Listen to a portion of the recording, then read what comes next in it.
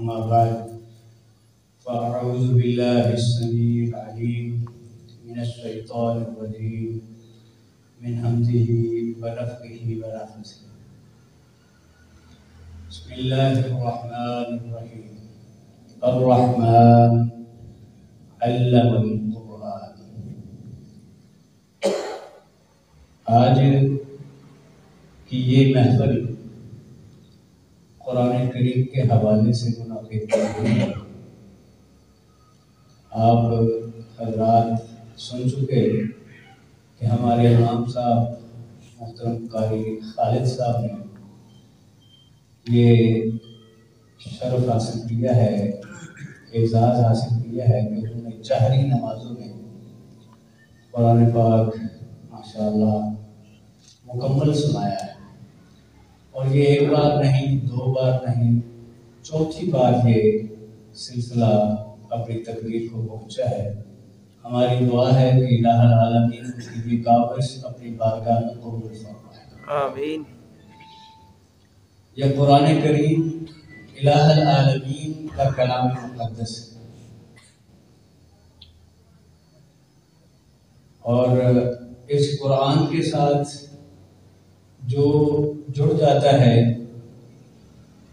وہ بھی اس کلام کی طرح بلندیوں پہ فائز ہو جاتا ہے.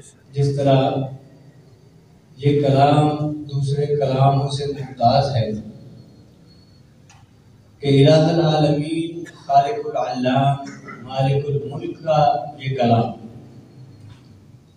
دنیا جہان کا کوئی دوسرا کلام اس کا متبادل نہیں ہو سکتا اور اس کا مقابلہ نہیں کر سکتا.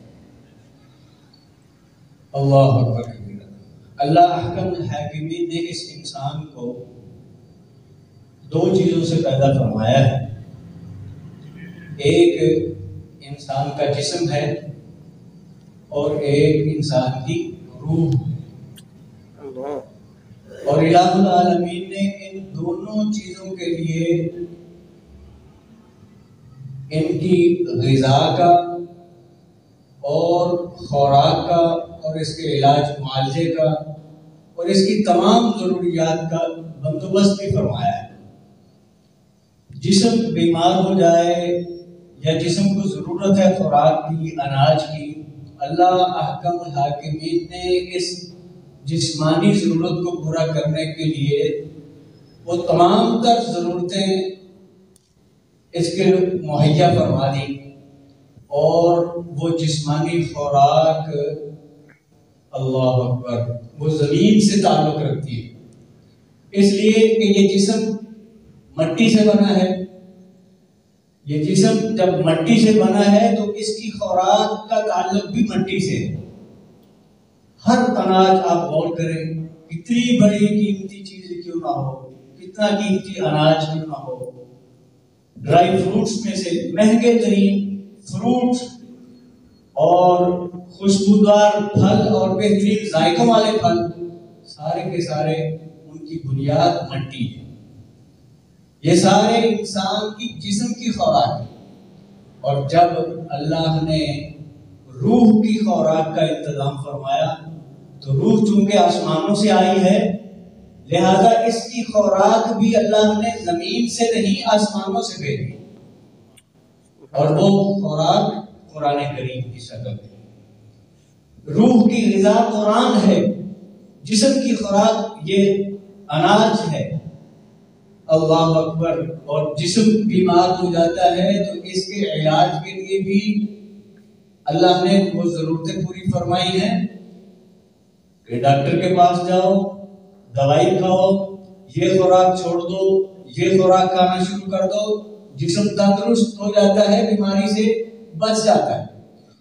جس طرح جسم بیمار ہوتا ہے اسی طرح روح بھی بیمار ہوتا ہے. روح بھی بیمار ہوتا ہے. اور جس طرح جسم کی دوا کے لیے ہم پریشان ہوتے ہیں، اسی طرح روح کی بیماری کو دور کرنے کے لیے بھی پریشان ہونے کی ضرورت ہے. لیکن افسوس ہے کہ آج ہم جسم کی نشو و نما کے لیے، جسم کی خوبصورتی کے لیے اس جسمانی تندرستی کے لیے فکر مند ہوتے ہیں، اس کا علاج معالجہ بھی کرواتے ہیں، بڑے سے بڑے ڈاکٹر سے بھی کنسلٹ کرتے ہیں، مہنگے ترین علاج بھی کرواتے ہیں، لیکن اگر روح بیمار ہو جائے تو پریشان نہیں ہوتے۔ روح بیمار ہو جائے تو پھر کوئی کسی ڈاکٹر کے پاس نہیں جاتا۔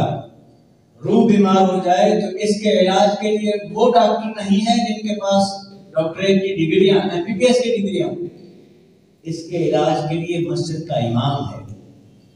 روح کے علاج کے لیے مسجد کے امام اور خطیب ہیں۔ کتنے لوگ ہیں جو اپنے روحانی علاج کے لیے مسجد کے امام کے ساتھ رابطہ کرتے ہیں۔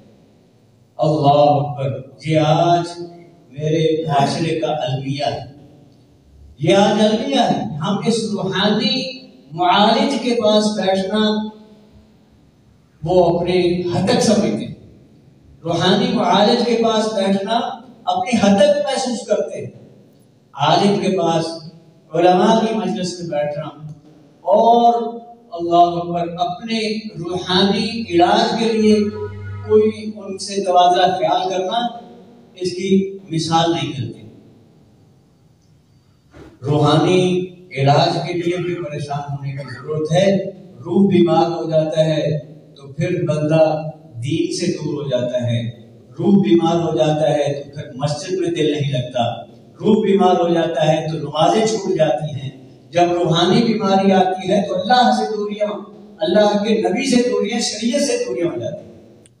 اللہ اکبر!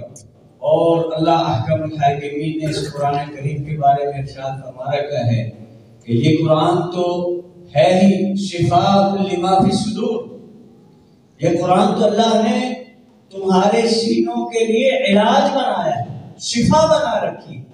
اس قرآن کے ساتھ تعلق اپنا مضبوط بناؤ۔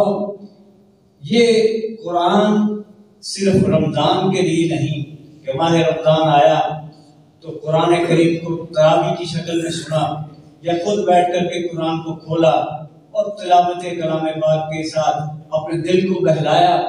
نہیں میرے بھائیوں، یہ قرآن ساری زندگی کے لیے ہے، زندگی بھر کے لیے ہے۔ اس قرآن کریم کے ساتھ ہمیں اپنا تعلق مضبوط بنانا ہے، اور جو بھی اس قرآن کے ساتھ جڑتا ہے اللہ تعالیٰ اس کو دنیا میں بھی بلندیاں عطا فرماتے ہیں اور آخرت میں بھی بلندیاں عطا فرماتے ہیں۔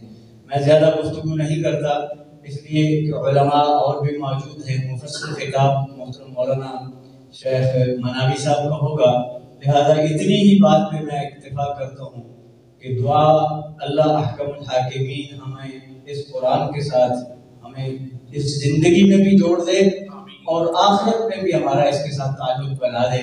اللہم اجعل القرآن ربیع قلوبنا، اللہم اجعل القرآن ربیع قلوبنا وجلاء احزاننا وذهاب همومنا وغمومنا آمین یا رب العالمین۔ سبحان ربک رب العزة عما یصفون وسلام على المرسلین، الحمد للہ۔